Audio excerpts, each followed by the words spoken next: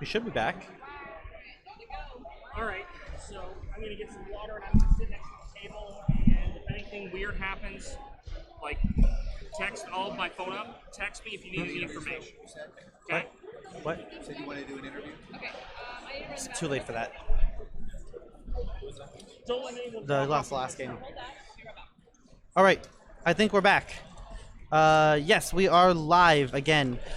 We are starting the Vault Tour Finals, and I did a new video to kind of refresh the frame rate, and it's also going to nicely separate it on YouTube now into its own thing. But yeah, I should have everything set up right now. And the game is underway almost. I am joined here by Z from the team SAS. That's me. I'm back. And we're about to cast this game. We interviewed Aaron at the end of the last stream, and he's running that Logos Shadows Dis list. Very scary, very good tools, but I mean, that's what you would expect from somebody who gets this far in the tournament. All right, cool. Stefano, thank you for the heads up. We are, in fact, back. And we should be all set to go. Oh, we haven't been updating the top cut numbers, but this is finals.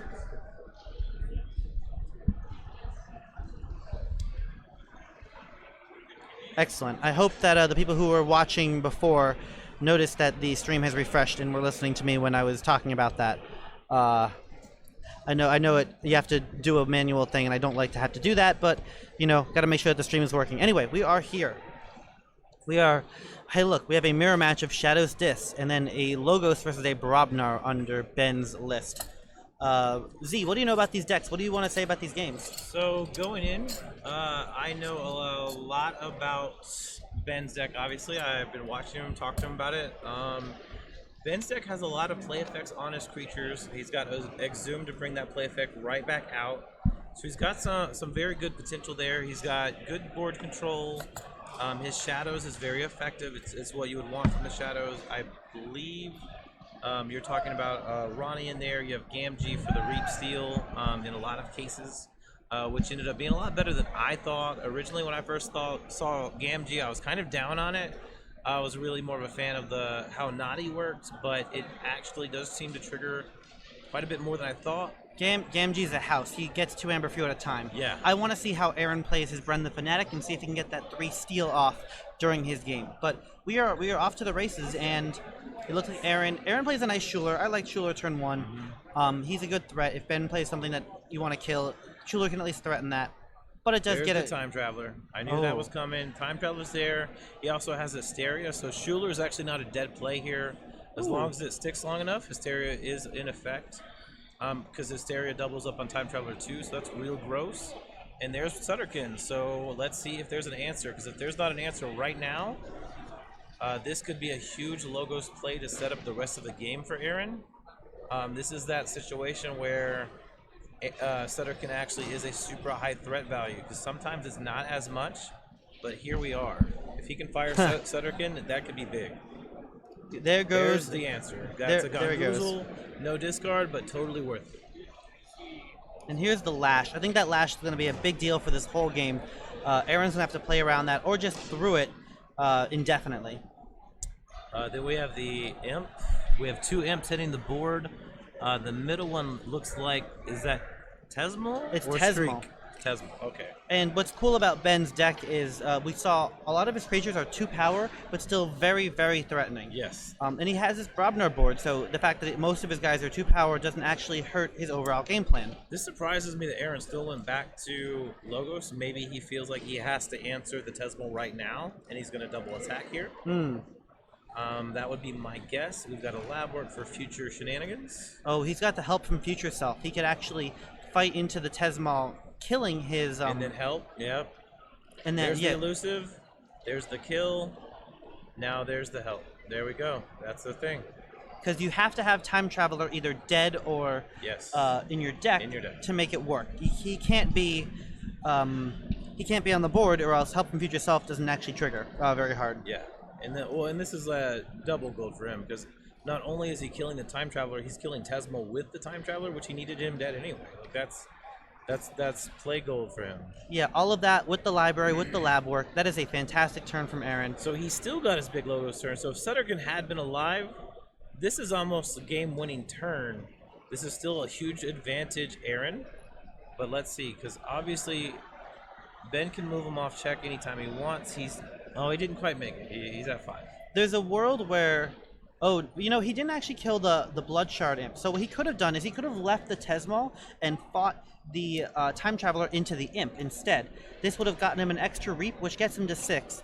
Yeah. Of course, he doesn't know that's going to happen because he doesn't draw the second lab work until the Time Traveler comes down. You don't know what number you're going to be on. But here's the best answer in the game for a Time Traveler comes out. Oubliette, the French card that we were talking about earlier, comes in and purges that Time Traveler. Now he can't ever come back. All right, we've got Merkin. So what does he pick? He's got an archive choice. Yeah, you take the archive or the top card. It's not random archive. He used lab work, so I definitely choose the card. Right, like that's Merkin's. I'm very happy with a archive choice here. Wow, look at all those archive cards. The Titan Librarian is doing some work. And he got Charette. Wow. That was a huge hit there. That was very good. Aaron wasn't giving Ben check right now, so it's not so bad, I think. But what is nice about it is it's a disc creature. If he had pulled a Logos, he would have never gotten value out of it. Now Ben's archiving his own card because he's got Hidden Stash. So having archive in Shadows is always a big deal. I've talked about it a long time ago about how valuable Hidden Stash is because most of the time when you go into Shadows, you're just moving your opponents off check. Being able to cycle your deck in a Shadows turn is big. And he's got another Shadows card? No, surely. He's thinking about it. I don't know what the one card left in hand. How do you feel about his whole hand? Playing your whole hand out of Shadows? He's gonna sack Merkins because he does have Exhume, so he can actually recur Merkins if he wanted to. The Merkins is an excellent tech in this game, and something that we've talked about a lot in the podcast is having certain cards in a cycle, like Archive Hate. Sometimes it comes out as a silver bullet, and it really ups the power of your deck in particular matchups. And he just drew 6 cards, so if he has Exhume in hand, does he go Exhume Merkins next round? I don't know. Like, let's see. Exhume is but here we go. This is Logos 3 turns in a row. Hey, he's had the lab work, so I don't mind it. Yeah. Like, he's still filtering his deck. He's building future. He's got investment, but I mean, going Logos 3 turns in a row, we see what we just see just now. You've got no board. He does have no board. So you 6 Amber, you're on check. Obviously, the answer to check is on board anytime he wants to use it. He just drew 6 cards. We didn't get a chance to see them. He is looking for a Exhume target. Honestly, I want to talk about game plans here. Who should be the aggressor here, and who should try to play control? Knowing what I know, so Ben has seen some of the games, so he knows that Hysteria is a thing. So I would try to push as fast as I can before my opponent has a board too. You see, I think that I want to play the tempo player as Aaron. I think that there's the Schuler to get off check. That's rough, but I wanna play tempo games as Aaron. I want to be putting my opponent in check. Because you know you have a lot of good cards. Well, I want to force him into uncomfortable lashes. I want to kill his discards, focus down discards, and then hit my 6, so that he has to. So he was able to play 2 Schuler, so he could exhume, tell us, and then Anguish is in play now too. Lash just for insult. I don't see any Kichis come in, but Lash is all you should use it, right? Right, If I'm Ben, I press hard and fast. I believe he thinks, like, we couldn't confirm this because I couldn't remember. I never saw it played. I didn't see any Aaron's games. Ben thinks that Aaron has too much to protect. I don't know if you can confirm that he does. He does. So here's my question to you, Z. Aaron is holding double Miasma, and he's at 5 Amber. He's under a Lash, and he just oubliettes the Tesmal. So I think that Aaron should be targeting disc creatures and forcing Ben to play under Lash. We know that he's going to play at least 1 Miasma. Do you think he should play the second one? Oh, that's always a tricky question. I almost always do, especially if it moves me to check. He's already in check. It's going to move him to 7. Doesn't help. But he does. Does he have too much to protect in hand? Not yet, but it is in his deck. He does also have the Bren the Fanatic into Life for a Life play, but none of that is in his hand currently. It might be in his archives, but he chooses not to play the second he holds it. miasma. So, right or wrong, most of the time I play both miasmas in that turn. I think that's the choice of Yeah. do I want to be the aggressor or not. If Aaron was trying to play aggressively, he'd be drawing more cards and playing that miasma out. But he's looking at his archive. Oh, the Too Much to Protect is in the archive. That's huge. So now that Charette steal doesn't feel nearly as bad. Yeah. Okay, Because so he could have hit Too Much to Protect. so now we may see Aaron go. Does he wait Shadows. another turn to play Too Much to Protect though? Because he's now at 9. So Too Much to Protect here is a steal for 3. It's a steal for 3, but what else is nice is that it stops Ben from forging. So Aaron takes his archives. I bet you he's declaring shadows. Yep. And I think this is why you want to hold the miasma, because I mean we were considering, does he have? Oh no. Oh, goes Dis. we're in Dis today, so we have a Binding Really? Irons. Let's see what he has. All right, yeah, let's see. So Opal Knight that's- for odd creatures. Okay. Lash on the table because Okay. he has a bunch of discards. I'm still I not guess. seeing the reason. There's the Charette? Charette for not enough That does. Is that another? Oh, with the Schuler. There you Wow, go. Aaron, what a great archive you have. So Yes. this is so now I'm actually more questioning, should you hold the miasma? I guess with the Too Much to Protect, it's still fantastic, right? Yeah, but your own lash is coming out. Yeah, the lash now on both sides of the table. Now, Aaron is actually on even playing ground with Ben. Discards the Yerk, telling Ben that, yeah, my hand is that good. I'm not going to play Yeah. another creature because I want all of these Oh, cards. look at that. He just drew into more shadows. So no matter what Ben does, he's not forging a key next turn. More than likely, Aaron's key is going to stand here because I don't think Ben can stay in this. Right. Yeah. So what I'm looking at here is who's gonna give first? Who is going to play their lash he's first? he's messing with Anguish, so I guess he is staying in this to kill the Charette, force the key cost to 10. I like that play. I don't So- think there's a good play here because he's at a disadvantage that he probably realizes due to the Yerk discard. Ben's very astute about that stuff. He's very on it as far as what's leaving play. So what's interesting about this play is what I was talking about earlier. If Aaron plays aggressively as he has been, he should Yeah. be targeting Ben's his disc creatures, because in order to get lashed, Ben has to declare Yeah. disc. And if he has no disc creatures, he has to do one card from hand, an Anguish, and a lash, and that's a not But great he hasn't turn. had target cards like until this turn. This is the first time Aaron's played where he has creatures, so he didn't even really have a choice to make that decision because of his draws. So here's the miasma. He's already played Miasma. He's gonna kill Anguish with the Umbra. Yeah. Yep, good call. And then he's gonna Too Much to Protect, right? Or no, he's gonna wait. Like I play it there. Well, he's under miasma. He doesn't have to play it. He I wants. still don't want to come back to Shadows next turn. Do you? He just played all of the cards. I know, right? Like we just saw 6 Shadows cards in game. Only half the deck's gone. I don't want to call Shadows next turn. Well, Aaron, I think he's assuming that. So Ben is in a tough spot here. He does not want to call Dis, Yeah, but he can't but call this here. He. Some players would consider that the losing 3 amber on the lash Yeah. is worthwhile. I don't. But if that's the only thing you're doing, you can't do it. But you have to consider it. You have to Yeah. consider the play and say, is that 3 amber worthwhile? And I think Ben is looking at his hand. He's going to play some Brobnar cards and do some stuff. Yeah. To regain board control. But Aaron is expecting this. Aaron knows that he's not going to get lashed. He's going to go down 6 amber, which brings him to 4. And then he's going to bait for a ton. We flex on Bingle Bang Bang, which means that he doesn't get used, Yeah. so he doesn't get hit with That's the Bone pretty Rot funny. Venom. What a play. And then he was able to kill 1-2 punch through Tremor. Yep. So that's pretty legit. What else is nice is Ben didn't get a ton of amber this turn. So at least the You got 2. the Too Much Protect isn't going to hurt nearly as bad, but it is going to put He's gonna put him on a key again. it's going to put him in check again, which is rough. And it's going to make Ben's choices a lot harder. True. Aaron isn't going to play a lot of creatures this turn. It seems as though he has a strong Logos hand. I mean, if he calls Shadows, he's playing 1 card, right?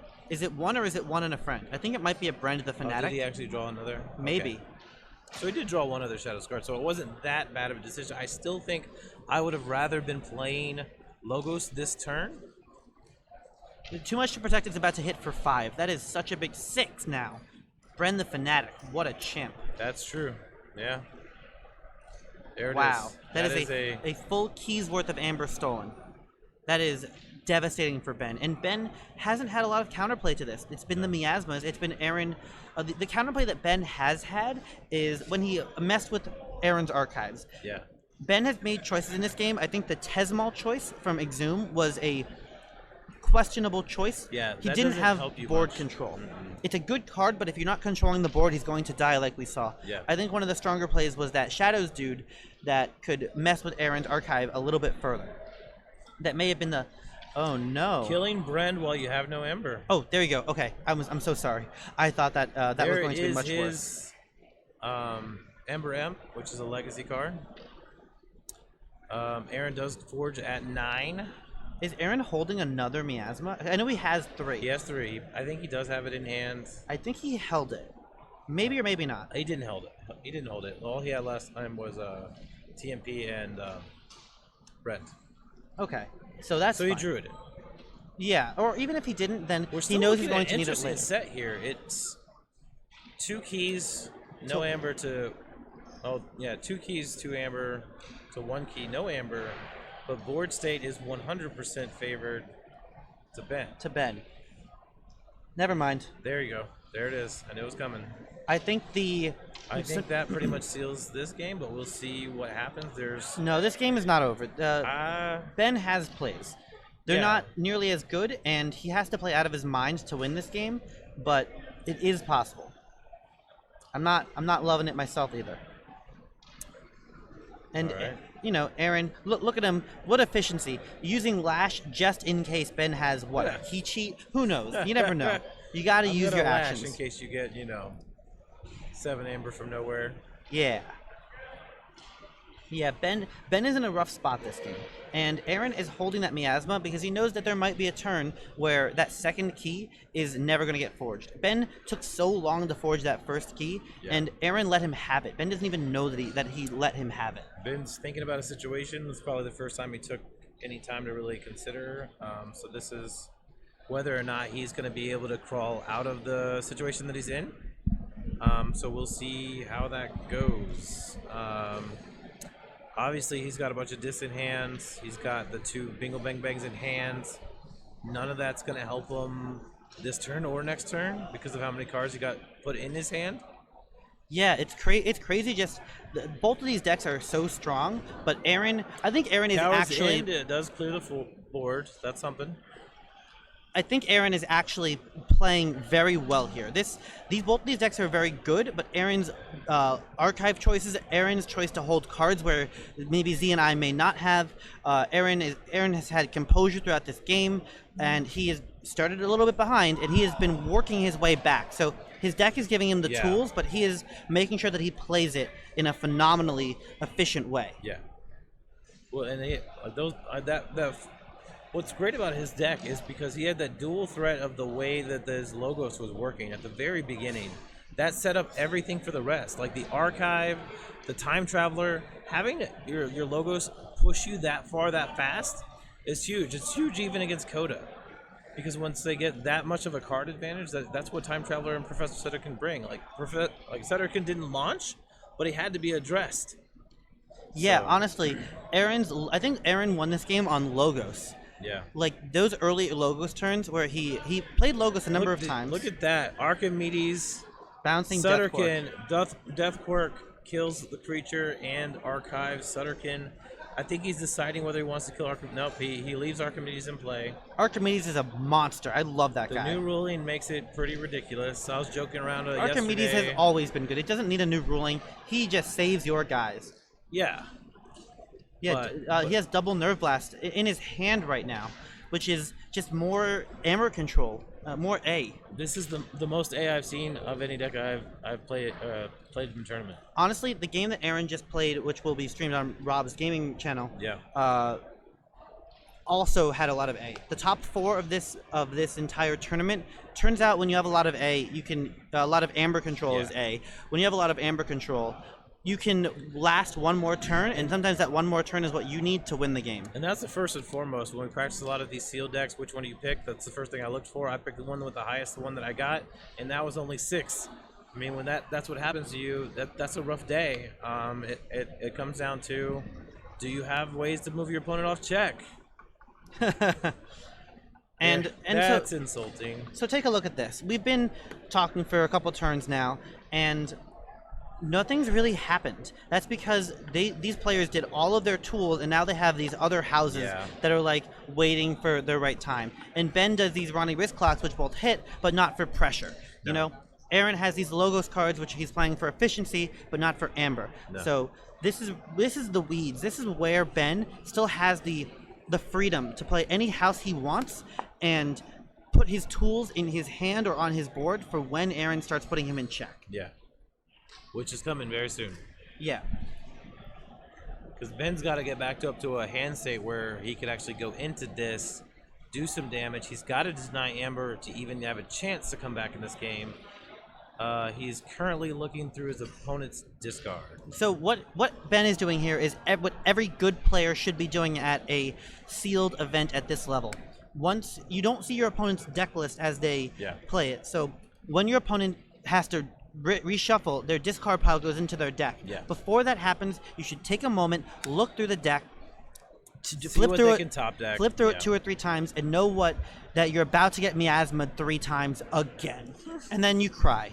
Yeah, I was about to say, all you do is cry there. There's no key cheat in Ben's deck. Miasma is devastating. Yeah, the miasmas are up to 3 more turns that Ben especially gets for when free. You know the deck has TMP and lashes on the field. So like miasma is getting double value here because he can maximize his value on it in 2 different ways. I think I even saw Cutthroat Research earlier, so that is another card that pairs with miasma very well. You would be sealed. correct. Yeah. That card is in his deck, which is phenomenal. So I mean, like, you're talking about all 3 houses pair with miasma, and you got 3 of them. That's a very good point, because I love when my different houses all have amber control tools and they work together. And that's hard to find in AOA. It's hard to find. Period. It's hard to find. Period. So there's Redlock. That's not helping you. It's just bored. He's just shed his last chain. Did he play a miasma? I don't know. I think Ben just played miasma. How do you feel about that? I think at this point Ben is thinking about round 2. Man, you can't think about that. You have to find every way to win. You got to be eking out every bit of advantage. And if that miasma buys him 1 more turn to get 1 more key, then you gotta play into that. I don't know. Ben played 2 or 3 cards that turn. I think he's just trying to filter for a better hand. And look, I think he's looking for answers. That miasma was an answer. I don't like playing it there. Miasma's a delay. It is not an answer. Yeah. Well, it's an answer for a turn. But that's not an answer for a win. Like, I think he's looking for something that will actually swing. I actually don't know what that is because of the states being so bad. And here are the nuts of Aaron's deck. This is why it slapped Ben in the face early, and it's back. Right? This logo board, and remember that the Time Traveler actually got purged, so we're not going to be seeing it again. But the Time Traveler still did its work. It got played twice before being purged. It did, but look at Aaron's card draw. Yeah. Every one of those cards gives him some form of card advantage. You can't kill them unless you address Archimedes first, which is not that easy to address. Yeah. What is Ben asking for a ruling or something? I don't really know. But Ben is not out of this game yet. No. At least mentally. Right? He's looking at the next round, but he's still trying to find every possibility that he can. He's probably going to call Dis here. He's probably going to lash here. But then what? I just glanced over. Ben is currently talking to Carson, the marshal. They're whispering back and forth, so it's not like a public question to his opponent. So it's got to be about a card in hand. This might be the secret sauce that gets him back in it. What's going to happen? I'm pretty sure he does not have a card that says forge 2 keys. I don't know, man. You gotta believe in both players. I believe in Ben. He is a great player. He plays at my local. Basically, if there's a tournament in my local area, it's Ben or me. Occasionally, my son. And that's how it goes.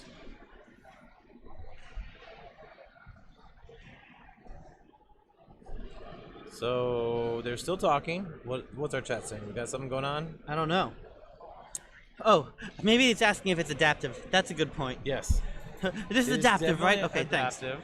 We got a reporter. What's going on? So, just to clarify what just happened, I don't know how much you saw Louder. about his. I don't know how much you saw about his hand, but Ben has Champion's Challenge in hand. Ben was asking Carson for a clarification as to what happens if he plays Champion's Challenge. Can he selectively kill Archimedes first, so that the other creatures don't get archived? The ruling that No. no. The answer was no. And, So- but the problem with that question is that doesn't actually matter now because he's unchecked for his final key, and Ben has to call Dis in order to use Lash. Yeah. Anyway, Right. that's the So report. so that's actually a really, really funny ruling, because that's the ruling of the tournament. If you wipe the board with Archimedes on the table, he'll actually zipper in the rest of those cards. Yep. The destroyed triggers will happen before the other destroyed states happen. So Sutterkin, and the Titan Librarian would go away. But since the Brain Eater is not at risk of being killed anyway, then he would not go away. But yes, at this point, if you wiped the board, Archimedes and 3 bodies would be Archimedes would not, but 3 bodies would be archived. Very funny ruling, and nice to see it coming up in the finals because it's been the talk of the town. Yes. Interesting, but Ben, look, he's holding on. He has his bodies. I mean, he doesn't have the amber, he doesn't have the control, but he has the heart. He has the heart. He has the heart. The heart of a champion. And you know what? Maybe he's trying to see how Aaron plays and reacts to this. Maybe he's trying to gather information. I think that's the best thing you can do here because, like, he hasn't seen this board state here. I would be thinking about what I'm seeing on the board. How can I replicate this? What does my deck do against this? Does my deck actually have answers to this? And then next time, I'm thinking about the next game. If it goes like this again, I'm starting to think about chains. Like, Ben is like me. We have a lot of players on my team that don't have a lot of chain-bound experience, but Ben plays with me in chain-bound all the time. He has a 8 or 10 chain deck. I have a few of those, so he knows what chains feel like. So he is so he should have somewhat of an idea of how far he can go in relation to his deck versus this deck if it ends up being a third game. You know what I think Ben is doing? I think Ben is giving us a show. Yeah. You know, because Aaron just drew, what, 11 cards that turn? Yeah. Okay. Game 1 to Aaron. There we go. 1-0. All right, let's update some stuff.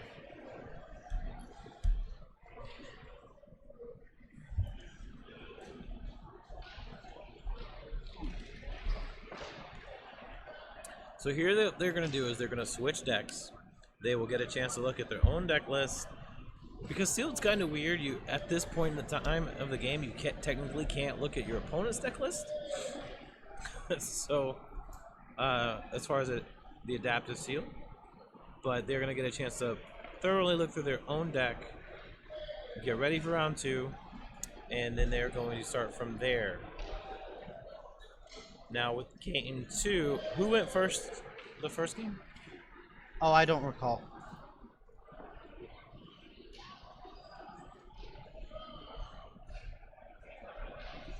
There's the updated game Archons. They are switching sides. And we're going to see how Ben does piloting Aaron's deck and see if Aaron could find a way to answer Ben when Ben could not.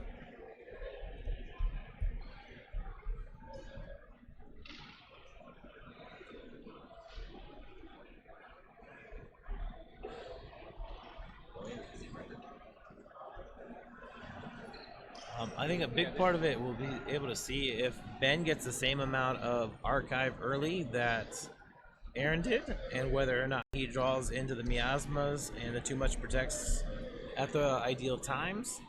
Another interesting thing I think we'll get to see is that we saw Aaron hold cards that most of my team would not.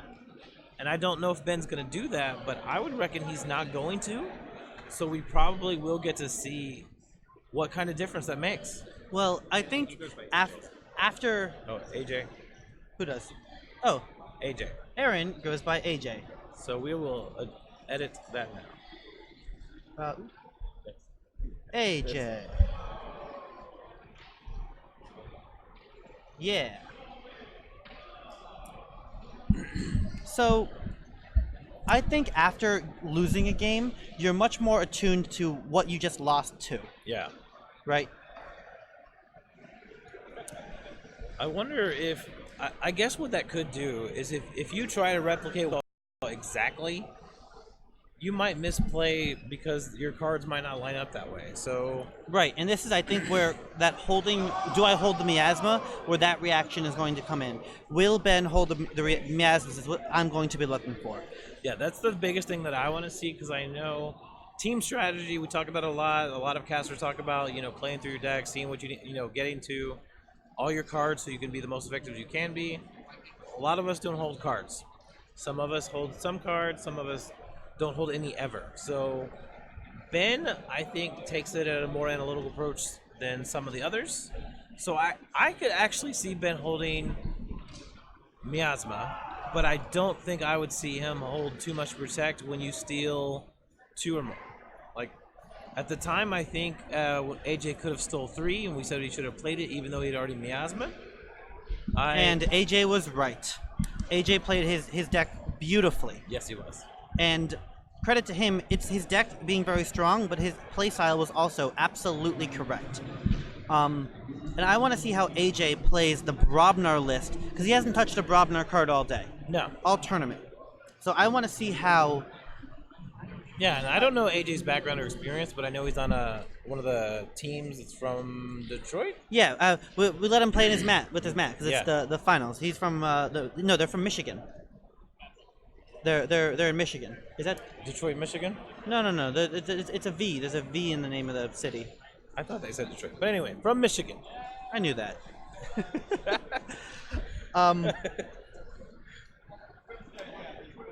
All right, we're leading off with Brain Eater, right? Yep.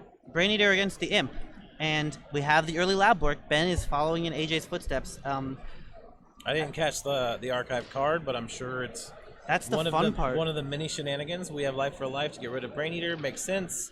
So you efficient. Typically don't want to use the Imp that often anyway. You have, is that the furtive investment one? Okay. He gets him an amber, and again, early game is just posturing. Yeah. Who's going to have the board? What static effects are you going to there's let Red sit? Lock. Let sit on your opponent's board. Yeah. Red Luck is not a high value early game. He's much better later when you have a board. Probably not ever going to amber off of that guy in this scenario, but we'll see. So, how do you think AJ is going to play this deck, and do you think it will be different than how Ben played his own deck? The only thing that I see possibly being played that differently is the Exhume targets. It's a pretty solid deck as far as the things that it does, but I don't think there's a lot of variance in what it can do. The biggest decisions you're going to be making are your Exhume target, and then how you play your Brobnar set when you get it. I really want to see how AJ treats his Brobnar cards. And look There at it this. is. He plays too much to protect. Ben just slams it on the table, and that's my play. I play that card. I do the same. Like I said, that's that's the party line, right? Play the cards. This is a question that I'm going to come back to AJ and say, hey, how did you feel when too much to protect hit the board? So Brend is purged, therefore not triggering destroy effect. Fantastic play. But that is actually, I think, a misplay potentially. Really? Because one of the things that Ben knew coming in is Ben knew that AJ has Time Traveler. Oubliette is his only answer to Time Traveler. I don't think you need no answers to Time Traveler. You have a Brobnar board. You don't care about the Sutterkins and the Archimedes. You just smack into them. I care a lot about a deck that has Hysteria, Nerve Blast, TMP, Miasma, and a way to have recursion. I don't care. I think Brend is 3 to 6 steal throughout a game, Yeah. and I am fine with that as a target. Like I think Time Traveler is also a high value target, but Brend is a fantastic. We are at yeah. 5-2 Amber here with almost no board on either side, so this is... The other thing being that Brend, Time Traveler gets his mechanic, his value on play. Yeah. Brend gets his mechanic by dying. So by not dying, he loses all the value. And he'll never die. And not only did he He's in lose jail. his value, he gave an Amber to the opponent. Yeah. That so was a net gain for AJ. I'm a huge fan of the Oubliette play, and not. I mean, obviously you're not holding these cards. There's the same answer that we saw before for Tasman. Umbra, Life for Life. Same answer we saw before last game. I think he actually sacked the Umbra last game too. Yeah, same answer. It was very similar to this last game. We had 2 clear boards. We had very equal Amber. We had a Library of Babel in play. The only difference, though, the biggest difference, is there's not a huge archive. There's a couple cards, but what I want to note is that the Screaming Xinman found the Lash early again, which again makes me want to say now Ben should be the aggressor. Ben should be trying to make AJ's disc turns feel uncomfortable. And right now there are no discs, and that's what he did. He killed both of them with Life for Life and all that. That feels so bad. What did he just play? Binding Irons? That's binding irons, and AJ has been binding everyone else in the chains all weekend, and now he has to deal with his own binding irons. What a great effect in a deck that has Coward's End. Like his Screaming Xinman's main answer is going to be Coward's End to a big board. So if you end up having to go through the chains and then having to Coward's End for a board, that's still 5 cards for 3 more turns. Oh, did he just discard Oubliette without playing it? That's a strange thing. Why would he do that? I'm sure he has a reason, but I wonder what that reason is. I don't know. I missed that little sequence right there. So we have a Brobnar turn, a double punch that'll kill Charette. Double 1-2 punch is a really cool play to have to kind of build towards. But that's his whole turn. I don't love that. That puts him in check. Oh, I love it now. Yeah. I love it now. Oh no, he puts him in check +2. Right. Okay, that's a great play. What a great play. AJ using his less great Brobnar turn to still put the pressure on. Yeah. Huh. I mean, it's just, the question is, you go up to 8 here. Does he have too? Oh, he knows he doesn't have too much to protect. Thank you, Oren. He discarded the Oubliette from the Yerk. Okay. That's fine. I don't mind that filtering. And here come double Miasma out of Ben. So Ben choosing to play both Miasmas at the same time, which we agree with until AJ I'm sure doesn't. AJ says, "Oh yeah, that's an extra free turn for me." Yeah, especially when we know he's not drawing into too much to protect because it's in his discard pile. Right. So here's an interesting. So what's going on is that AJ must have Mimicry. AJ doesn't have Mimicry. AJ knows his own deck. He's counting his own resources. There's Screaming Xinman has Mimicry and Shadows. That's not true. Nathan's deck had that. Oh, yeah. My bad. No, AJ is Time loop. My bad. AJ is just counting resources. Yeah. AJ is making sure that he knows. There's the Ember Imp. That's the legacy.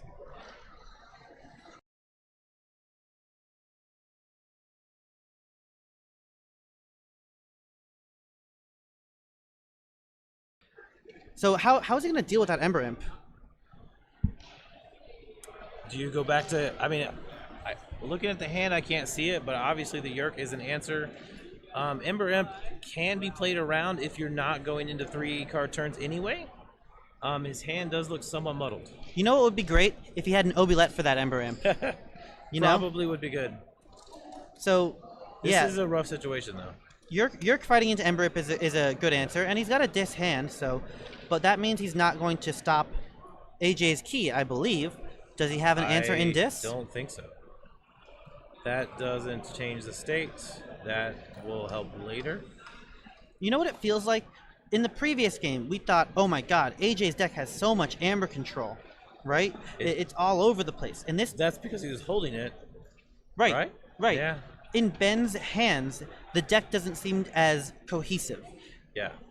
Well, and some of that is AJ has now played this deck 12 times. Right. Yeah. And that's familiarity, and that's why Adaptive is such a cool format. It really tests you to say, how well can you deal with this thing that you've never seen before? So in the end, I think both you and me, as Ben is doing now, probably would have misplayed AJ's deck. I don't think I held on to too much to protect back then, and I don't think I would have held on to both Miasmas. I think holding one of the Miasmas might have actually been correct. But in his current hand state, he would have then be going into a Shadows turn that had 2 Shadows and 1 Miasma. That doesn't change anything. You're not stealing that Amber later. That is not good. So I mean, that's interesting. And because as far as that goes, it came down to the too much to protect that he held for a while. But luckily, it was in his archive that changed everything. Just the fact that that was in the archive. And remember, it didn't get hit with that dude, with that Shadows dude? Yeah. That was a big play also. Yeah. Wow. So is Ben just on the back foot again? This is big advantage against him because that would just So I've played with there's the Ronnie. I haven't played with either of these players, right? But I've met them, I've talked to them, and they're both very, very There's accomplished Merkins players. from top deck. Help from Future Self shuffles his discard pile back into his Wow. deck. And more importantly, takes it away from Ben. Right. That's a big Amber swing and a big reset that Ben was looking forward to that he's just not going to get now. Yeah, he needed help more than anything for Too Much to Protect to come out later. Wow. I'm sure we're impressed with that play, but really there's a lot of cards that you can wormhole off your opponent's deck and still be happy about. Well, there's also some potential traps, but I guess not against this deck. I think that was a pretty safe play. Wow. So yeah, you're back into a position where it's a lot of hard things to answer that are going on that I'm not sure it's going to be able to get out of, but we'll see. Oh, hold on. Keep commentating. All right. So Ben is on 8 Amber. He's playing Charette. He's going to capture 3 to move off key. I believe they're adjusting something, or it might be soon. So we're going to keep following what's going on. Ben is drawing back up, passing to AJ, who is going to go in to check his archive, and then is assessing his hand. Board state 1 creature to 2. He does have Amber on Charette. Ben's yet to forge a key, but he might get a forge window here unless AJ goes to the Lash. Lash is obviously an answer. So yeah, the shuffle effect does not fizzle. Game state is fine. Yes. We're all good. Yeah. The shuffle effect, and it 100%. feels devastating because any card you take out of your opponent's deck, it's an extra tool for you, and it feels devastating. Cold Weak hitting a 4-power creature. That Wow. is that's legit. And Dis does move him off the key because it's now a 9 to forge. I almost would have rather him forge at 9 if he'd had the 9 there, but moving him off key is good. Yeah, AJ really loves buying one more turn with his plays. There is a miasma that will give Ben another turn, but as we said earlier, we know that Too Much Protection is not coming, but that does give him a good chance to go back into Dis next turn. Right, and AJ here debating: do I give my opponent a key for 6, or do I lash him and play a subpar? Oh, there's no discards in his hand. He's gonna play Brobnar, right? Or he's gonna play 2 Shadows cards. We had the same question last time. You have to give him the key for 6, like. But then again, Ben lost, so. I don't know, man. I set up my Brobnar board. I mean, I got to move through my deck. I got to see more cards. That's the only option you really have. But he's really considering this. Wow. Huh.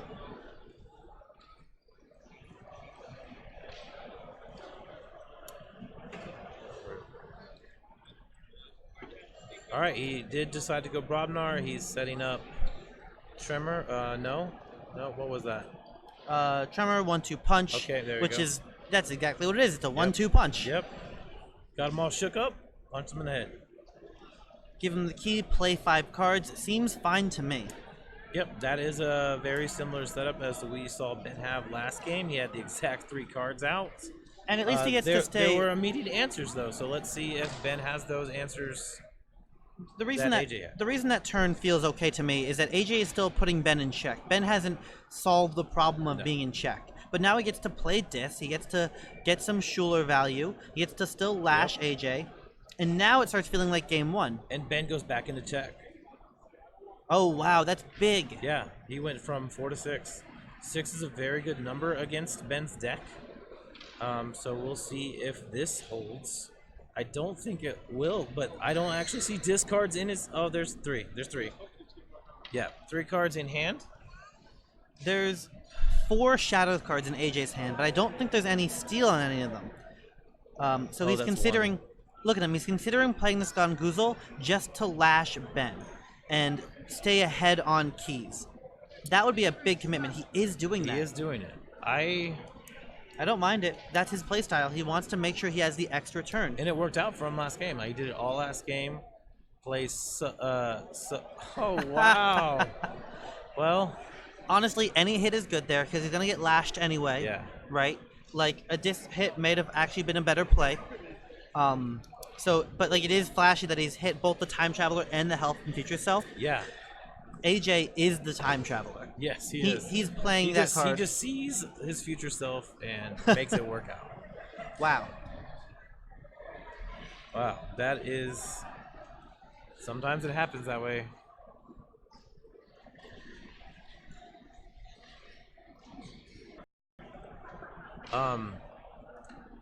As far as this... Let's see what's going on the board. All right, so... I'm a little confused as far as what happened with the Schulers. Did he Hysteria? Did we miss that? No, he Hysteria. Oh, he did. Okay. He played Hysteria. He picked up his Schulers. He played them again. Yep. He healed them. He still lashes. That's 4 steals on 2 Schulers. And that is why this deck is where it's at. Wow. That round right there, I'd heard about it a couple times from different people. We just got to see it. That sequence is very strong. Future investors hitting for 2. It's not terrible. Yeah. And Here's that's Ronnie for 2. Does he move him off key though? No way. I don't think he will. I don't think so. That's what? Hidden stash. Hidden stash, so that does help. No, Ben's going to get a key here. And AJ is still threatening his key with a ton of amber, but now Ben is about to shuffle. And this is where... That's where this deck can really, really shine. He's going to finally get the shuffle that he was denied by help. And it could be a really uphill battle for AJ if the right cards are top decked. Wow. So I think because I'm about to shuffle, if I have any dis in hand, I go dis and make him forge for 9, but I have none. No, he's got a full Logos hand. He's got Cutthroat Research, so it's fine. Oh yeah, so you totally go Logos, you draw your 6 cards, and hope you draw into your amazing shadow. Oh wow. Right here. He babbles right now before getting rid of the Logos. That's fantastic. Now his discard pile is only going to have 5 Logos cards in it. Or his deck. Oh, 6, 7. He's holding 6 Logos cards and the Babel, so there's only 5 Logos cards in the deck. That's a beautiful play. This is a fantastic game, Pachi. Let's see how this ends. This is one where this could literally go any way. But what I like about this game is both players seem to be playing very different playstyles with each other's decks, but the game feels very similar. And it's very mean. If he somehow ends in check this turn too, that could be big. Cutthroat for 3, and I know that AJ just like, yep, I've done it too. It's my turn to get hit with that. Man. All right, let's see the rest of these Logos cards come out. All right, so lab work. Lab work for the card he drew, which is a Charette, which is fantastic. Yeah, that's great. Look at how smooth these hands are going. Still going to end this turn with 0 cards in hand. And he's going to put both Sutterkins on the table too. Which is going to force answers which I don't think exist. Did we see Coward's End yet?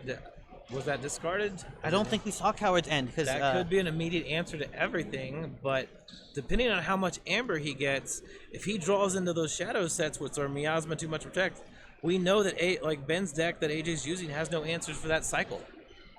I think Ben's hesitation right now is, where should I put the Archimedes? Yeah. What do you try to protect with Archimedes? I think it's the Sutterkins or the Schuler. Archimedes protects everything. Maybe the Schuler. It protects everything. Typically, it only protects its neighbors. Come on. But Ben knows his deck. Ben does know his deck. So I think he knows that Archimedes is protecting everything. That's actually a pretty good point. Here's the draw. This is an important draw. What did Ben get? There's a Yerk. There's an Amber Imp. There's some Logos cards. That's a very not nice draw. But he does get to archive a card for Titan Librarian. That's fine. That is a rough draw, but we know we have Charette in. He has Charette and Lash, so he's still got a good chance to get more draw to go into that shadow section. So the thing is here, do you deal with this crazy board, Or do you try to go to check as fast as possible? I want to go to check as fast as possible. I don't think AJ should be dealing with this board. I think he's also even on keys. But double Professor. If you're ahead on keys, But if you don't kill double Professor and get to a key, I think so. If AJ was up a key, then he could threaten the keys. Yeah. If AJ was behind on keys, you have to deal with the board. there's one Professor. But we're even on keys, right? Those Yeah. professors are incidental because those were going to die anyway. But since we're even on keys at 2 apiece, if AJ knows his deck, there's no Amber control outside of Cutthroat Yeah. in Logos. So if he can get to 6, then that Logos board isn't a threat. There's almost a world where you just don't care. But he did decide to focus on the Logos, which simultaneously did give him enough Amber because of the way the cards were. I find it interesting that he fought Ronnie into somebody instead of reaping. I would have reaped after I realized there was only a 2 card draw on the Sutterkin. Sure. Huh. Question is here, he goes back to Logos anyway. And I mean, hey, Oh, he's got Time Traveler in hand. Ben does play Logos here, which means that AJ's choice to deal with the Logos board was correct. Yeah. We've got a reap there. Can he get to check this turn? It's really going to depend on the Time Traveler. Oh yeah, he's so what getting are the to 2 check. draws?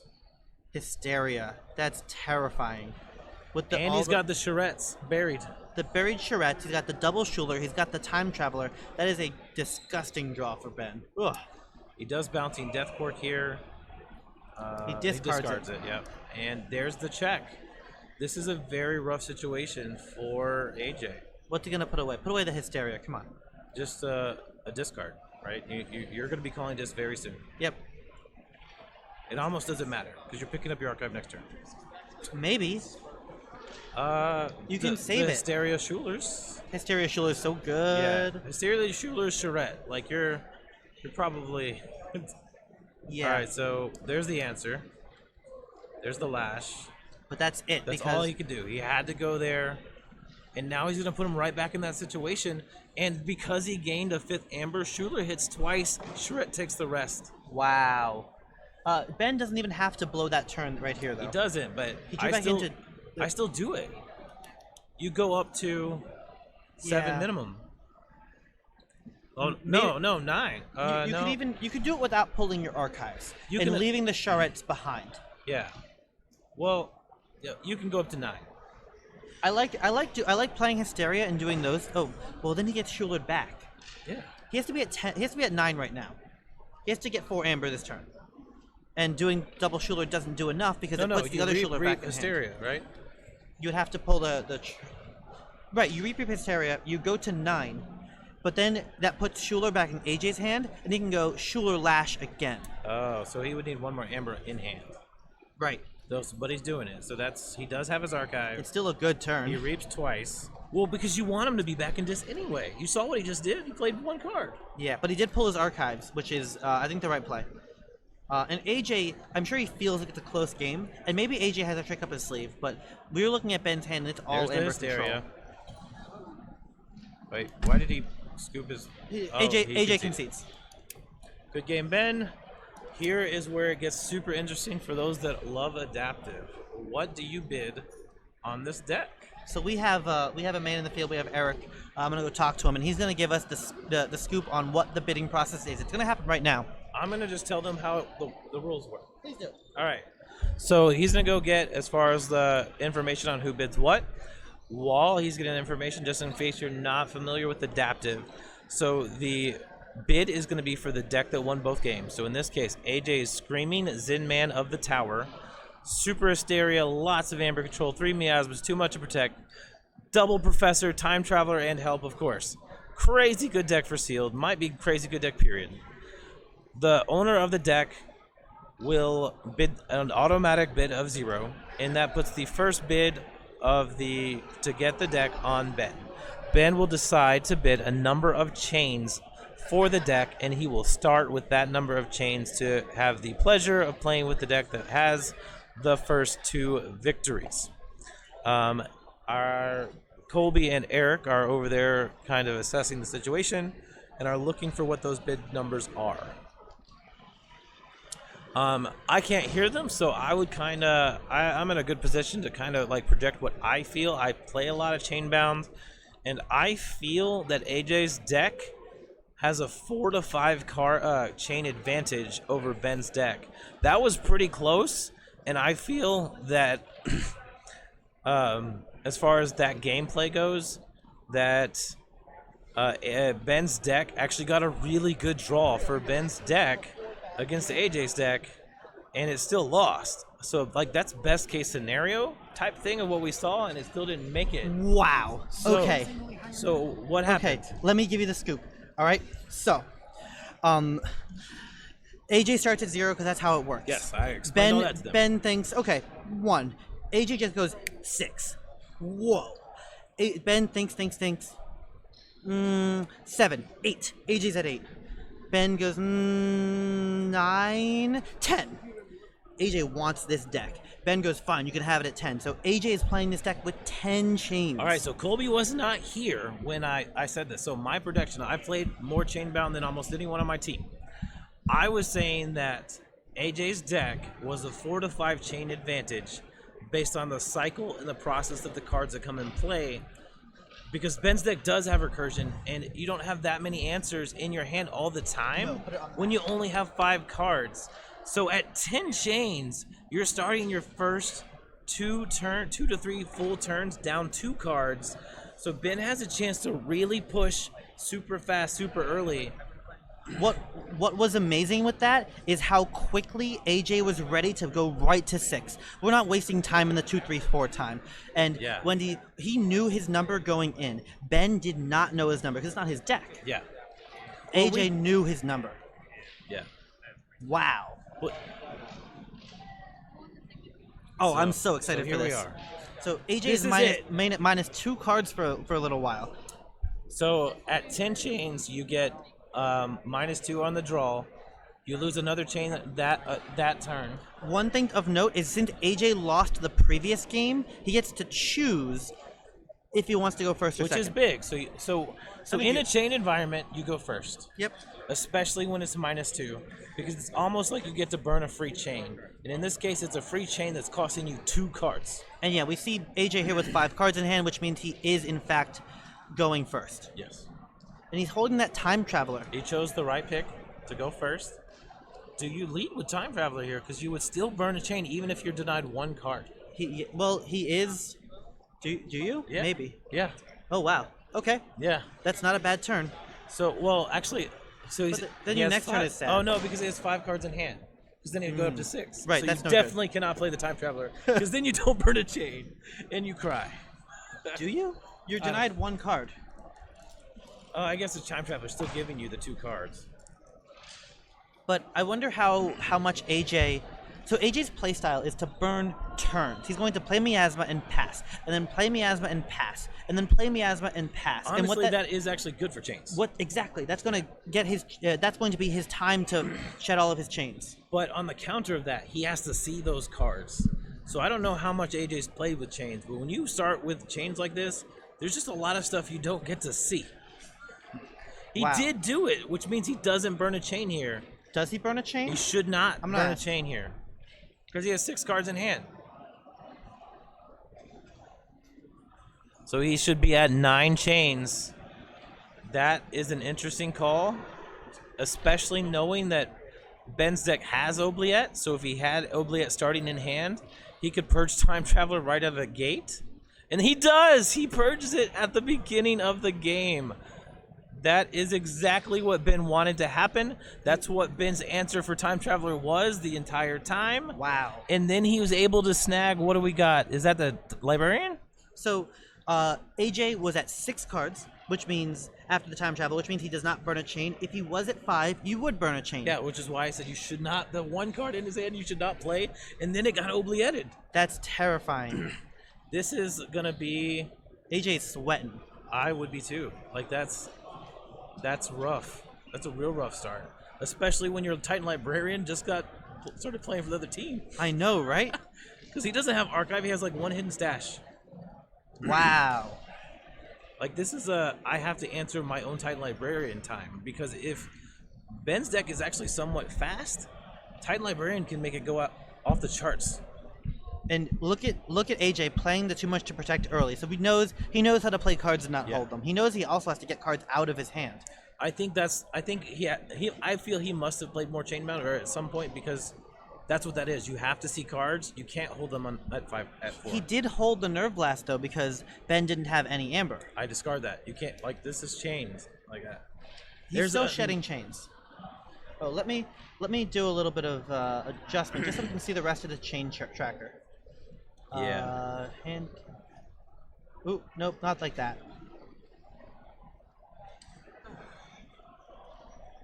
There we go. All right, so we've got just generic Amber gain. He's not able to cover Librarian back up, but he is able to push up to 4 Amber and get some shadow cards out of his hand. Bouncing Deathquirk is going to remove the Librarian, so that was a 100% must. Had to happen. Had to go away. Way too He's efficient. got Brain Eater in play. Isolated, that's not a big threat at all, because his opponent's probably not wanting to go back to Logo soon. Wow. This is tense. So this is 7 chains right now for AJ. He has basically another He's 2 going turns. back to Shadows again, so he must have drawn into an answer to the Brain Eater? Did he just play Life for Life? Yeah, he did. He played Life for Life, kills his Merkins, gets Brain Eater off the board. Remember, he does have Exhume. Merkins is a super fun Exhume target. Ronnie steals again. He's going for the check right now. And we're going to see what's happening now. Sorry. He's able to get Schuler in play to steal 1 with Soulkeeper. And Ben has a key. Welcome to Chains. Like, that does not happen. Yeah, when you can't Without- draw your answers, Yeah. then that's too bad. Like, straight up without Chains, that whole sequence of play is probably not a thing. Let's see. Ben is checking his archive. He's got some dis in there with a shadows. Ben is collecting his archive. He's got a lot of dis in hand. So let's see. Ooh, AJ attention. Let's see how this comes out. He's playing Ganguzel against Schuler. He is going to hit a card from hand, which could be super big if it's any of the big Amber Pronile, especially Too Much Protect. No, he got Lab Work. Yeah, the Too Much Practice is already gone. Oh, look, this is Oh, yeah. silly. And the As Cold the Weak kills creature. So, if Ben... Cold the Weak kills a 5-power creature. That's nice. Right. And Ember Imp in play with Anguish. He only got to 2 Amber, but he has a board versus literally nothing. And as long as AJ is still chained, Ben is totally fine just to play out whatever cards he wants. No, you push super hard. You saw TMT, just go. Yeah, just go, go, go. And we're going to see if AJ can find enough of his He Amber discarded control. Sutterkin with Yerk. There's no time to play Sutterkin. He's going to be behind on board. I know. I just wanted to say it. Wow, what That's- choices. Like, these players are making choices, and AJ was confident that his deck can function at 6, 7, 8 chains, 10 chains. 10 chains. He 10. felt, I think he looked a little uncomfortable, but he said it without hesitation. He Yeah. knew that he had to do it, but he was getting a little nervous. Here's the 4 damage on Anguish and kills Charette to get your Amber back. That is very legit, and I think he can't get to check here. I don't see 2 Amber Pips in his hand. I still think he reaps twice to get the 4 because he needs to be checking as soon as possible. He needs all the magic to happen prior to. Oh, Ronnie is gonna put him in check with Exhume. That's what I was saying. Like, your Exhume targets are huge. You've been saying that this whole time, and Huge. finally we see these exhumes Huge. for big plays. It's one of the best cards in the set. They took out a lot of the best cards, but Exhume is very real. Wow.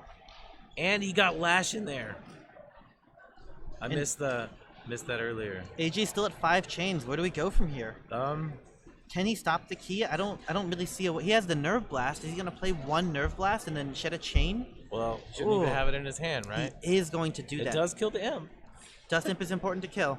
Ember. Wow. That's your turn, though.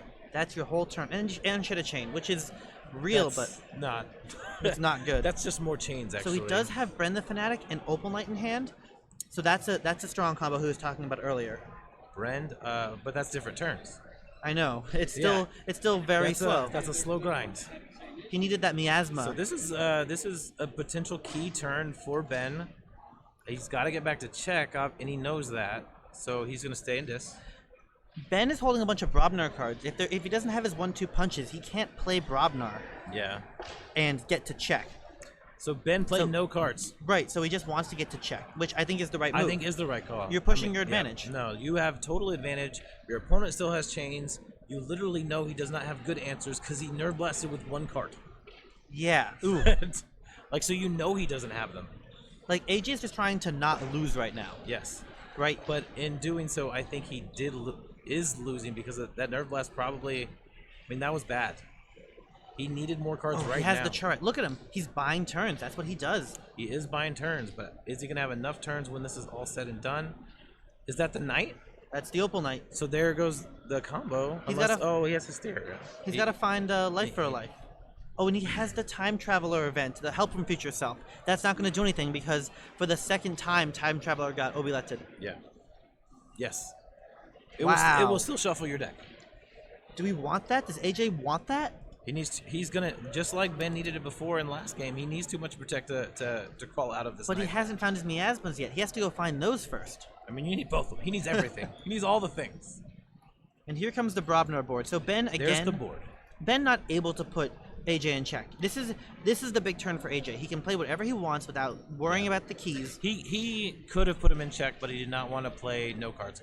How do you feel about AJ reaping 3 times, not discarding any cards, but shedding a chain anyway? He I doesn't don't like love that. it, but it was a possibility. There's what I was saying. That's what he needed to do. Notice how he put the Cutthroat Research first to shuffle it. Yeah. I like that. Yeah. He values that card very highly, especially under Lash. Yeah, I probably would have played it second, because I feel like I need miasma and too much to protect as much as I can, and that's one less card in the deck. Wow. So yeah, not in check. Ben's wide open here, but here's a big draw. Does he get Shadow's cards? Not one that matters. Is that too much? No, that's... Oh, it's Umbra. It's Umbra. It's like the one that doesn't do anything for you right now. Yeah, his hand composition is garbage right now. It's 2-2-1 with This one logo. this should definitely be Ben Key right now. Because is this Foozle? Yeah. Yeah. Kill Charette, reap with Foozle seems yeah, really good. You You can't reap with Foozle. You have to kill no, the whole this board. guy kills. These guys killed him and then reap with Foozle. Wow, you can fight with the little guy, fight with Bingo Yeah. Bang Bang, wipe his whole board pretty much. You can wipe this whole board. Oh, What was that? that was a little guy. I think there's a slightly more efficient attack where you actually do Bingo Bang Bang first. Yeah. Yeah, I would have went Bing Bang. Yeah, first. Bang Bang into Bloodshard Imp, kills both guys, and then gets Sutterkin with Little Rascal. Yeah, he should have been able to wipe them all. Oh, he's not even gonna fight. He's just gonna reap with Bingle. I like that play. He doesn't need to kill AJ's He's board saving yet. it in case he has TMP. He doesn't. Wow. He doesn't need to kill That's the board heads yet. up, and he still got Flamethrower, so he can still put damage on them. Wow. What a play. Maybe he doesn't put damage on him because of Coward's End. Coward's End. But still. That's true. I put damage on my own guys.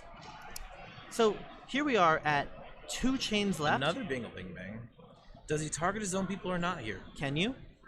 With Flamethrower, I think yes, you can. I have the card. Okay. It's creature and neighbors.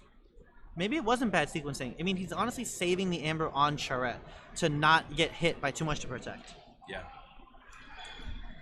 Yes. Maybe he missed it, but maybe not. I'm going to say he didn't because he's on the finals table and I'm not, so...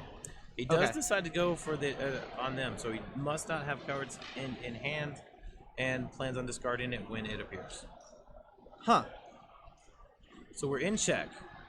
We know he doesn't have answers. He might. Well, no, we looked at his Umbra. I know. Here's a Schuler. That's not an answer.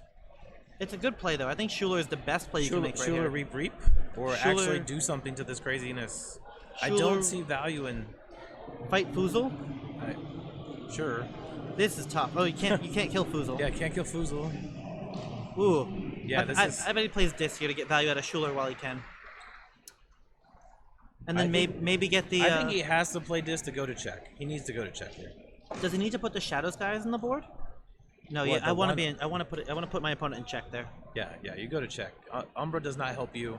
It will just die to bang bang. Yep. All right, this is a hard call. He's gonna think about this.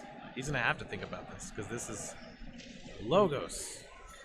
Oh, because he's got the Sutterkin. He can play 2 guys and draw 2 more cards. Okay, I'm not sure I like that. This is gonna threaten So to keep him that's chained. the Librarian. That's the Brain Eater, and then you're gonna draw 3 cards. If he draws badly here, he's not gonna shed any chains. If he draws badly here, that might be game over. Oh, he drew really well. He drew very. Is that Miasma? It's Miasma, Cutthroat for not steal, which is really too bad. No, you don't touch your. Yep, you're good. And the lab work is fantastic for his hand smoothing. So He's gonna archive probably Miasma. What was that? Did he pull Miasma? oh, I don't know. Oh, we're gonna find out though. Yeah, real soon. All right, and then he does Wow. another archive. I don't think after- it wasn't Miasma or Schuler. 1 chain. All right, so he forges. I think he put discards away. Wow. I go straight back to check with Robnar here. You kill Charette and Professor Sutterkin with 1 attack, Yeah, that seems very, very strong. and then reap for 4. And you're gonna be at whatever. 7. You can kill much more than that. You attack into the open light first. You kill the neighbors, and then you can flamethrower the Sutterkin. You can't attack with Opal Knight and Robnar. No, you can attack the Bingo Bang Bang into the other open light, into AJ. Oh, there's. Yeah. So yeah, we are at 1 chain. There's a chance that Ben wins this game before AJ is unchained, which Well, we do know that he just drew Miasma, but that's just one. That's 1 card, 1 turn. wow. The difference between these decks is about 10 chains. Oh no, I take that back. AJ has no keys. I don't know. Maybe your assessment of 4 keys, 4 chains is a little bit better. I think 4 to 5 is the number here. AJ went right to 6 in the bidding. Wait, so he just reaped twice. Why didn't he kill Charette? I don't know. Maybe he doesn't think he needs to. I don't understand. Unless he has cards in hand that'll kill Charette. I throw Bingo Bang Bang at the open light. Maybe he has Champions This Challenge. right here is gonna kill Sutterkin, so that noise is gone. Maybe Champions Challenge? He hasn't played any cards yet. There it is. Oh, he does have Champions Challenge. That is big. That's gonna kill everything but Brain Eater. Because they hit into each other. What did he No, hit? Brain Eater. Go tell him about. Hold on. All yeah. right, he's gonna go address. Brain Eater should be alive. And then we're gonna see.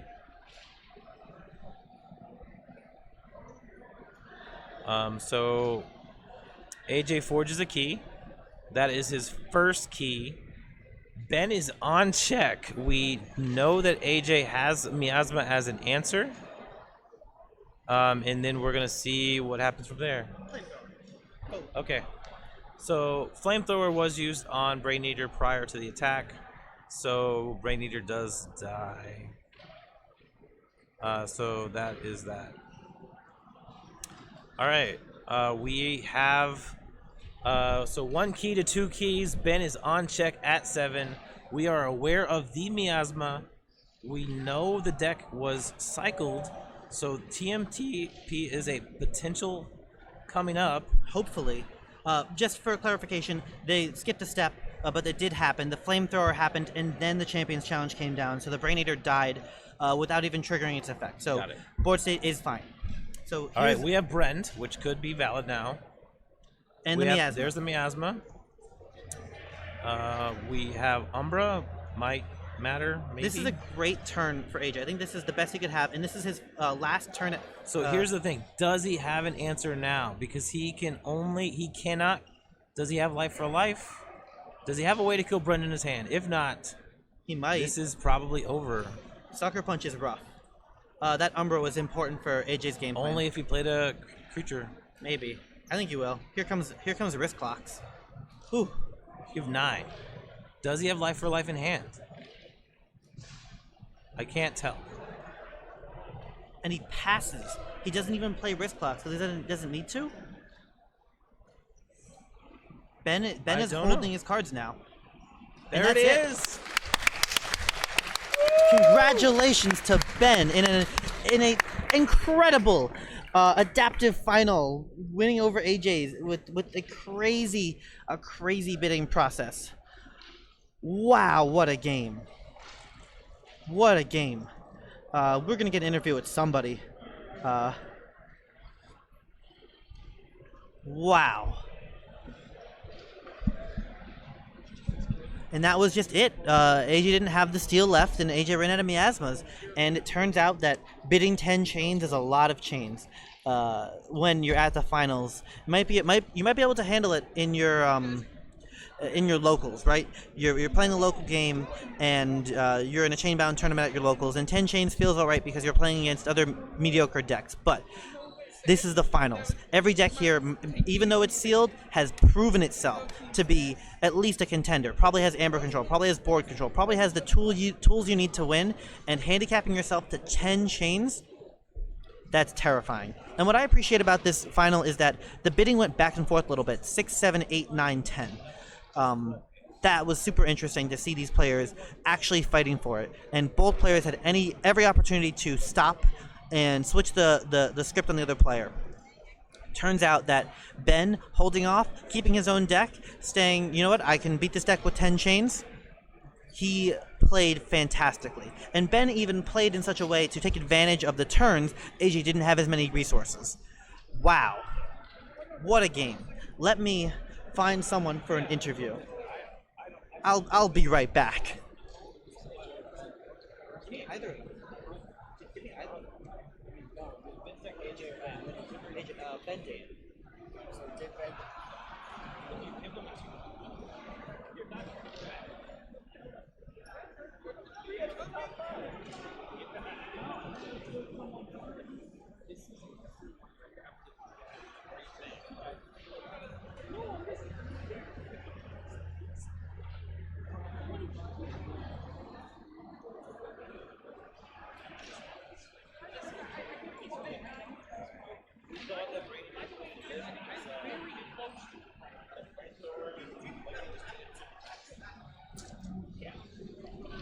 All right, I am back. We're going to have AJ here for a second. We're going to get a quick interview with him, talk to him about the games, talk to him about the bids, and then we'll get Ben on cam and we'll get an interview from him too. Wow, what a conversation! What a dynamic final. That is why we do adaptive finals. These games where in game 1 you get this groundwork. In game 2 you don't really know what's happening. In game 3 you get to really make these bids. So AJ, my consolations, but hey, congrats for making final 2. You have played a fantastic set. Your play style was incredible to watch, and your bidding is going to be the talk of this tournament for a long time. Tell me about this entire game, all 3 games. Tell me what you fought. So first game, I just had to kind of feel out his deck, see how fast he could go potentially in Amber generation. But then once I dodged the Merkins, I always play around Merkins. I want to say it, but I put traps in my archive just in case they Merkins. Like I'll put a Yerk or put a Brim the Fanatic just to hide it in there. Wow. So then. When he pulled Charette out of your archives and not the too much to protect, was that a trap? I don't quite remember. I believe at the time that was like the least. No, I had an Amber Shard Imp in there. It was either that. It was a Charette or the Amber Shard Imp. I'm like, okay, he'll capture, but I can, deal with it later. Yeah, you saved your too much to protect. That was game 1. Yeah. And so game 2, you flipped decks. And how did his deck feel in your hands? How did play? You hit the Time Traveler both cards in his deck. That was crazy. That was so weird, but yeah, his deck was more board control focused, and in my deck playing against it, like I had a Trimmer and I tried to save it for his big Logos turn, but he never got to it until the end. So I just used the Trimmer as a removal with a 1/2 punch. So yeah, and that was a great play still. I did mess up towards the end of that game, he was able to generate some amber. I needed one more turn because he played the Archimedes. Because of this tournament, the Cowards in with Archimedes interaction, Yep. he would have archived both Schulers. Yep. And I should have done it because I only had 4 amber, so he would play 1 Schuler, steal 1, okay, whatever. I clear the board, I drop my other 4 Bromnar creatures, draw back up. I just misplayed that one. And that it's amazing that came up in the finals of this Right, tournament and was right. very relevant. So Right. last question, tell me about the bids. I mean, that was watching you bid. He was thinking about it. He said 1, you went right to 6. Yeah. You went right to 8. You Yeah. went to 10. You had a number. Tell me about that process. So, as the owner of the deck, you bid 0. I guess that's kind of relevant, but in my opinion and my team's opinion, especially talking with David, we always try to bid for 6 immediately, because if they go 7, they're committed to -2. Right. Right. Even, I mean, I would go as high as, say, 12, 13 for this deck, but in other decks where it's not clear cut, you probably don't want to commit to -2 sometimes. If they're really fast and just don't have good amber control, that's a risk. Did you feel comfortable playing under 10 chains? Yeah, because I have like Time Traveler, Help from Future Self, 2 Lab Works, Titan Librarian, and the Yerk. I have so much, Because you have the hand streaming options. Right. My card quality is so high, and I can Miasma to stall and Too Much to Protect, which in the third game, I played the Too Much to Protect just for the amber generation and to cycle through my deck. That was a mistake, because I saw that. yeah, he attempted to race me, and I didn't calculate like how fast he could generate amber. He raced you. Yeah, he definitely did. With like I believe he played Schulers and Rodney and stuff like that. So I should have held on to that one, because that's like Too Much Protect in this format especially is a huge card. It's akin to like bait and switch Doorstep. doorstep in Coda Sealed, Yep. right? So if I held on to that, I could have Nerve Blast him, stalled maybe, but 10 is hard. So do you think that the chains are why you lost that matchup? Or did he just draw well? Because he's still a very good player. His deck is still good. It's still good. It's still that Shadows, Logos, it's not as much amber generation as previous sealed formats, but it still gets quick, right? 10 turns is a lot of time to try to dig through your deck and get your raw amber cards. Right. It's hard to say. The Oubliette on the turn 1, when I saw that Time Traveler, when I played that turn 1, it felt good, but then Oubliette, it's like, that feels was bad. rough. That feels anyway, bad. congratulations. Come back later, watch this, and review it. Maybe we can even do a recap one day. Yeah.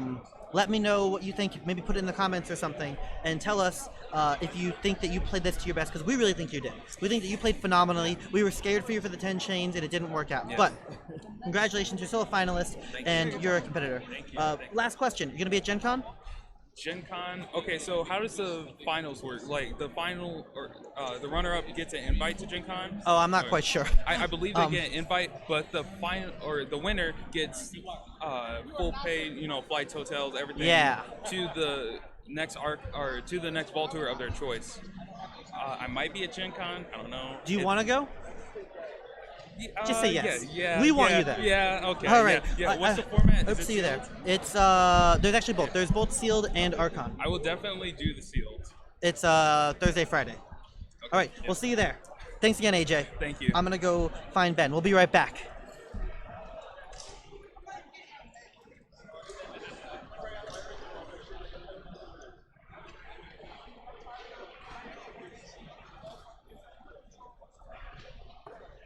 Man, you wanna go over there? I already did, but yeah, I'll go back. What's over there? There's a Catan booth, and there at the floor of the booth is like a giant life-size Catan field. I'm gonna go take a picture.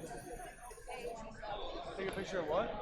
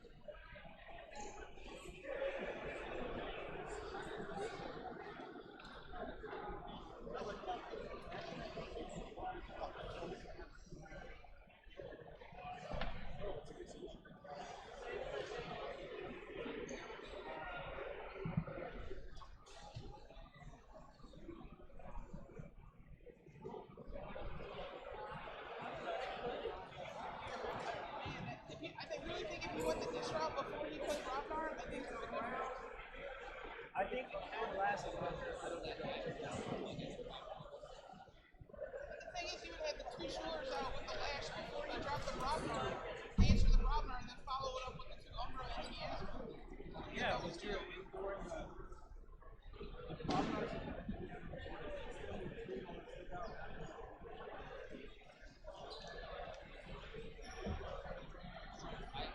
And he gets to read with Kuzel for 2.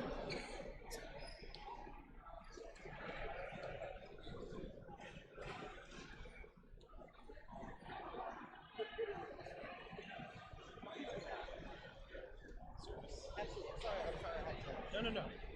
I'm not that one. Yeah. Interesting. Yeah. You do it all the time. I do it occasionally. Yeah. You And know better than me. And we're all getting better. Yeah, I wanted to take a moment. We're waiting for Ben to fill out. Check it out. He's filling out all of his things to make sure that he's the champion officially. Thanks to everyone for watching. Thanks for everyone for tuning in this weekend. Thanks for everyone for I streamed all 3 days, and they'll all be up on YouTube in perpetuity. I'll update all the videos to make sure that the descriptions are a little bit more helpful. We have this nice final video right now, so you can share just this video with other people. So I'm really happy with that. I think everything worked great. Big thanks to Cascade, big thanks to FFG, big thanks to Carson and Steve and Brad for stopping in. Big congratulations to all the players. And hey, thanks for everyone for supporting Bouncing Death Quark. Remember, we've got a weekly podcast that we put out. It's short, it's very nice. You know what, this weekend is, there's a nice episode coming up this weekend. It's me and my buddy Will, and we talk about nicer things, how to build a community, how to grow people and bring them into this game, to watch these things and to play these great tournaments. Something a little bit to kind of wind down from the high-level competitive play. And really, we had some great play this weekend. These games were fantastic. We had so many good players on the stream. There are other games that are recorded by Rob's Gaming Table. Check out his stream. Thanks to all the other content creators that I met and that were here today in this weekend. Thanks to Sanctimonious. Thanks to the Wookiee from their podcast. Wow. Yeah, this has been a great weekend. And I'm just we're waiting for Ben to come over because I want to talk to him about his win, and then we'll wrap up. But yeah, let me go check out where he is right now. I'll be right back again.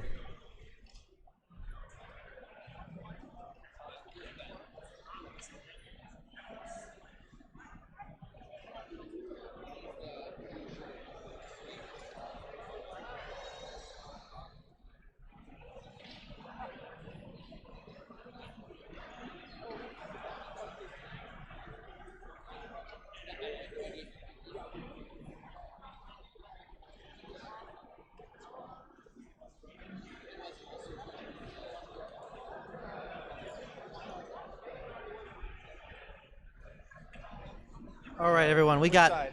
right here, Ben. Huh? Oh, I was going to ask about the travel award and like the details on it. Since you've been through it, but is it only for this year, or I don't know. because I'm not going to go to anything else. So Ben, yeah, congratulations. What a Thank you. crazy set. How did you feel about it? Tell me about your tournament. Tell me what it feels like to be a winner, because I'm working on that myself. So I told my team from the beginning that I got 3 average decks. That none of them were great. Like I didn't have anything that stood out as 4 routine jobs, or I didn't have a Drummerknot Chieftain. I didn't have like multiple Grey Riders. I didn't have anything that was just like insane. But it is an overall solid deck. I mean, I've got Miasma, I've got 2 Ronnies. The Merkins was one of my favorite cards this whole time. Just like getting to play probably the best card out of their archive, if they don't know that you have the Merkins. Or sometimes just a good card off the top of their deck. I really saw a lot of every card really pulling its weight in that deck. It did. Like I rarely had the deadest card was the Flex, because I have 1 5-power Brobnar creature. The rest are 2s. We actually saw Bingo Bang Bang flex. And Bingo Bang Bang got flexed, But and it was relevant. But it was relevant because he didn't get killed by the bone poison. Yep. Well, no, was it the bone poison, or it was? I think that was the game where it couldn't If It couldn't reap because of the. No, it had the bone rot Oh, it poison. had the bone rot poison on it? Because if it reaped, it gets 2 damage. It would've Anyway, died, yeah. tell me about the tournament. How did this deck evolve in your hands? And tell me, leading up to the finals, how your run was. So the first, day one, first 6 games, I lost 1 to a very strong draw. I was talking to him a little bit earlier. He just had every answer. And the biggest answer was my deck is all 2-power creatures, and he got an early Sucker Punch and just Sucker Punched everything. Wow, yeah. Everything. There was one, I think he named I have my own Sucker Punch, but I didn't use it as effectively. In I think the top 4 game, your 2-power creatures got under all the Spirit's Ways. Yep, that was very lucky. I also got really lucky with a bad house, or a good house against this deck would be Sanctum with some good control and things like that, because I have some removal but not a lot, except for my Opal Knight. And so there were multiple games where I would Opal Knight and kill 3 or 4 specifically Sanctum creatures. What a card. And then I had one blowout where I have an Exhume, and I was going to Exhume my Ronnie just to get an Amber, steal an Amber. And when I was looking through my graveyard, I saw that there was an Opal Knight, and I think it killed 3 or 4 creatures there too. Yeah, play effects with Exhume are so good, and you have some, this one has strong some good ones. Yeah. The Flamethrower is nice, the Removal Suite is nice, and it seems like you have a deck with a lot of different tools that are flexible. That's really the name of the deck. I picked a very average deck, but it's a very flexible deck. So Tremor with triple 1/2 punch is actually very consistent, it feels. I thought at the time maybe I made a misplay, because I 1/2 punched the creature that I knew needed to be stunned, but then realized I had a Tremor in my hand and was oh, if I would have Tremor'd first, I could have killed it. Mm-hmm. Turns out I ended up with 4 stunned creatures. And oh no! He had 4 stunned creatures instead of 1 dead, 2 stunned, and 1 able to reap. And I don't want to say it won me that game, but it was actually advantageous because he had to take a whole turn off to unstun everything, and then I think the next turn I killed them all. Like a Champion's Challenge or something like that. And you have the 2 board wipes. You have the Coward's End, the Champion's Challenge, and the Opal Knight for that matter. I hate playing Coward's End. We all do.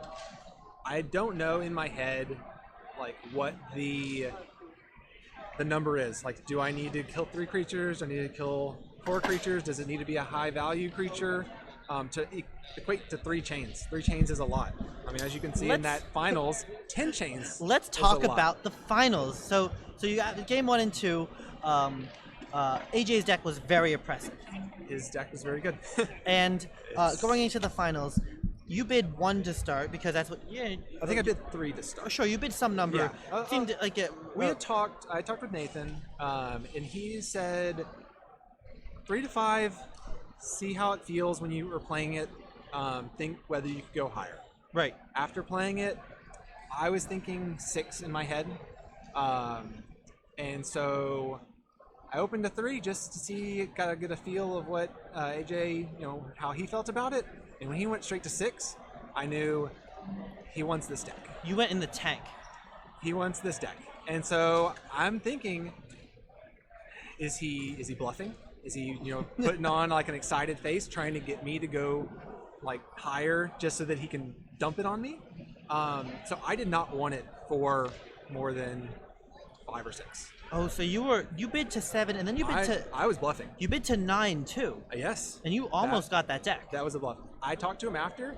He said that he would go 12 or 13 in his head. That's what he told us, and the chains did really feel like it was the decider. I noticed in game 1, unfortunately, it was a rough game 2 for me. I didn't really get to take advantage of it like he did in game 1, but he was able to archive so many things, and he was able to do a lot of that stuff.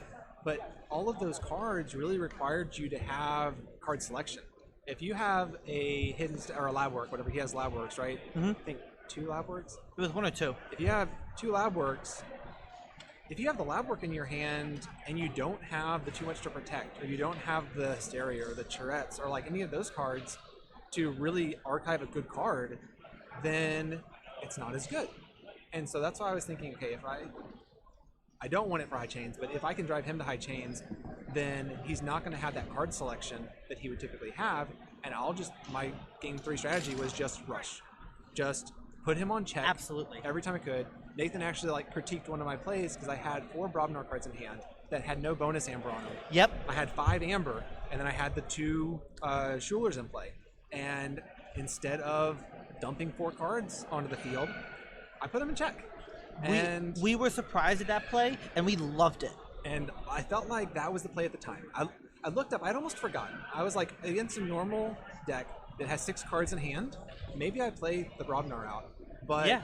when I looked up, he had 4 cards in hand. And I'm like, he doesn't have anything. I'm just going to put him in check, and I'll play the Brobnar out next time. And then the worst case scenario, if I do play the Brobnar out right now, is he has a Hysteria, and Yeah. he just bounces them all back into my hand, and now I'm severely chained. So, And like we noticed that your playstyle did change to be more aggressive, especially with that turn, and it paid off for you. you also, I mean, one of my friends is a big streamer in Magic now, and I watch him stream a lot, and he was just saying the other day that your pace and your like strategy and your like aggressiveness has to change based off of where you're at in the game. Right. If you have control, you need to keep pushing that and try to keep them on the back foot. You can't let them recover. But if you are behind on the board, maybe you want to trade off and you want to do some stuff like that to try to slow your opponent down. And so when I got that lead, when I got the first key, and he was still at 2 or 3 amber, Yeah, nothing. push it. Just go. And you got to that second key very quickly and successfully forged it. And that really was the pressure you needed to. I think he finally got unchained at the last turn, and then it was over. Did he get unchained? I think he drew- looked up a couple turns before the end, and he was at like 2 or 3 chains left. So He I was- knew it was like right at the end. He was if in the did. weeds the whole game. I think the last turn he drew either 6 cards or he was drawing his last turn of 5. Yeah. So you really closed that game out in 10, 11 turns. Yeah. So anyway, be congratulations. The champion of Origins Vault Tour 2019 is Ben with, what's your deck name? Oh yeah, it's a weird one. Power 8. Screaming Xinman? Would that be it's an X. So Xinman of the Tower. Screaming Simon of the Tower. Screaming Xinman of the And Tower. it's Pilot Ben. Yes. Really ripping through the whole tournament and winning it all. So congratulations. Thank you. Also, while I'm here, I know we've probably given a few shout outs to Please give all the shout outs you want. The floor is yours. Team SAS, the Dexy Keyforge, and Luxury Playstyle. Luxury Playstyle paid to send me out here. Provided some amazing tokens. I love these tokens. Everyone else has been commenting about how shiny they are. They are phenomenal tokens. They've got a good weight to them, Oh, and yeah. they support us playing this game. So, Yeah, allowed me to be here. So thank you very much. anybody else? My wife, she didn't get to be here, but I was texting her after every round, and she's busy at work. She works Magic Fest, but usually she ignores her phone, but she was on her phone, replying to every text. And I wanted to thank you and Team SAS myself because you guys, we had an Airbnb together, and I met all you guys, and you guys are really great people. And the big reason that I do this is to build this community, and I want to know the people here. I want to know my people in my chat, people that I see at the Vault Tours come up to me and say hi. And knowing people that are such good players really just makes me happy. Yeah, it's still a relatively small community coming from Magic, but everyone that I meet is super nice always. Like, Yep. yeah, it's just great. You don't get the like salty people that like, oh, you beat me or whatever. No, like, hey, we won. It's still a fun game. Like, yeah, I just won a Vault Tour, but it's still a fun game. Like, there's handshake a little bit, but there's not nearly the pressure of like Yeah. a Grand Prix. Like, you top 8 at a Grand Prix. Like, that's Hey, maybe Worlds will be a little bit more cutthroat. Hey, Who knows? Maybe it will be. But are you gonna go to Gen Con?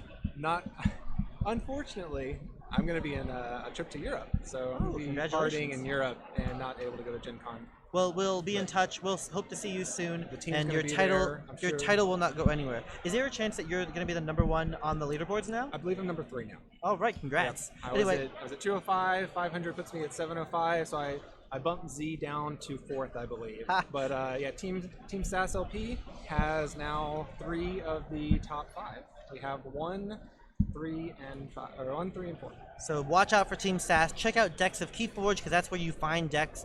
These guys do a bunch of tournaments online. I know they're doing a sealed adaptive league soon, and they do other stuff.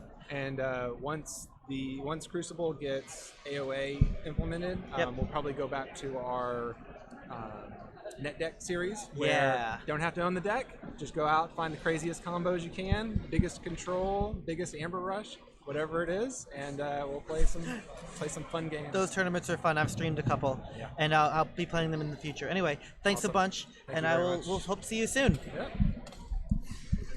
All right, that's going to be the end of the Bouncing Death Report cast.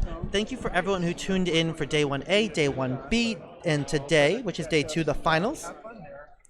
We've had a lot of really great games. We've had a lot of really great casters, met a bunch of great people, and I've had so much help from Cascade and from Steve, from Brad, from Carson.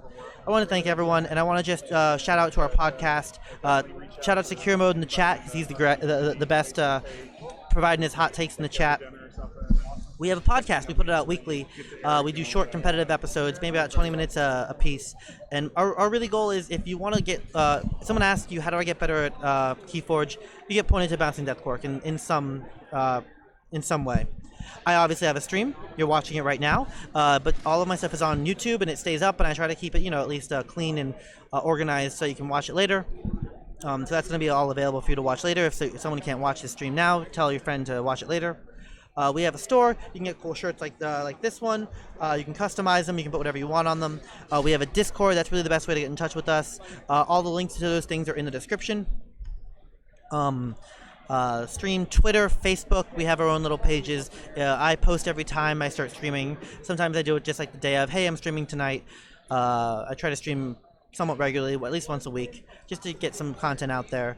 But all of our announcements, all of our episodes are come out. We post on the Facebook, the Twitter, the Discord, and hopefully you guys can watch them. I think that wraps us up. This has been Bouncing Death Quark. I am Colby. I am Code Dameron, and I am happy, so happy to have done this for you. It has been so successful, and I have had so many people watching, and I'm happy to have made this happen to everyone. So thanks again for watching.